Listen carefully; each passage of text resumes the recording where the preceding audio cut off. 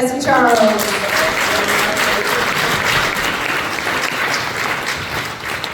I actually prefer it this way because it's like stand-up style, so we can kind of remove this out of the way. So when I heard that it was going to be Milestones, I was like, shit, fuck. I hate milestones, and it's not about achieving or accomplishing them. It's about celebrating and commemorating them. Because at this point, like, for my birthdays, I'm not counting up, I'm just counting down to whatever year it is that I exit this fucking plane or whatever. And so, you know, as someone who's also in recovery, I mean, milestones are just, you know, we have coins and key tags for 24 hours, you know, a month, you know, a year of sobriety and stuff, and it's all about that. And this story is about that part of my life again. For those that were there when I talked about being in a crooked detox center and getting out of there, this follows right after. I got out of there, Christmas happened, I got COVID. I don't know what I did to Santa to fuck that up, but yeah, so I got COVID, and then, you know, it was a quick spiral to realizing I needed to go back to treatment for the third time. I get there, you know, they check me in, and they're like, hey, it's the same day that you left last time. And I'm like, oh, at least I'm good with that fucking milestone. And then, like, they're like, oh yeah, January 6th. I'm like, okay, good. So it's insurrection and my sobriety is on that calendar right now. And so, yeah. So they checked me in, they put me in quarantine. This is the height of Omicron. And so, like, I had to sit and wait until they send off for the labs and he comes back. And so the next day I come out, you know, I get out of quarantine, and I realize, I'm like, hey, how many people are here? And I realized it was only like 18 out of a 44-bed facility. And I'm like, what's going on? And they're like, oh yeah, it's COVID, man. It's just making it hard to get in. Like I had a test before I got there, and then test when I got there. And so, you can see probably where I'm going here. Day 2 that I'm there, my roommate tests positive for COVID. Luckily though, like I said, I had COVID like 2 weeks prior.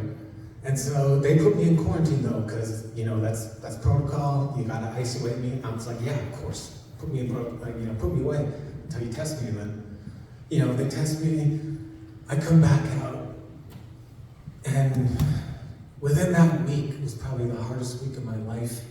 And overcoming that was like the biggest milestone probably in my life. Because what happened next is something you can't prepare for. Like people started getting pulled out of our groups, like it's because they tested positive. They were testing us every day, and they were pulling 1. Then the next day it was 2 people they pulled. The next day it was 3. So we went from 18 down to 9 in a week. And there was 2 incidences that I could take away, and there's a lot more I could talk about, but the first was when I was outside smoking a cigarette with this kid, Shiloh, 22 years old.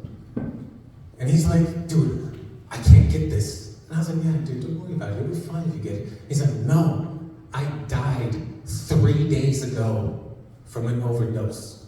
They Narcan me back to life. If I leave here this early in my sobriety, I know what I'm gonna fucking do, and I'm gonna fucking kill myself. That's what's gonna happen. This is a kid who's 22. I've watched people die, basically, but I've never seen fear like that. And that's fucking saying something. The second incident was talking with this guy named Armando. You know, it was day 5 for him. He was just getting clear-headed, starting to talk, open up. And he tells me, he's like, dude, if I get COVID, I'm going back to an apartment that is full of liquor bottles. And he's like, if I go back there, he's like, I don't have friends, I don't have family, I have a sister, but she has kids that are immune deficient.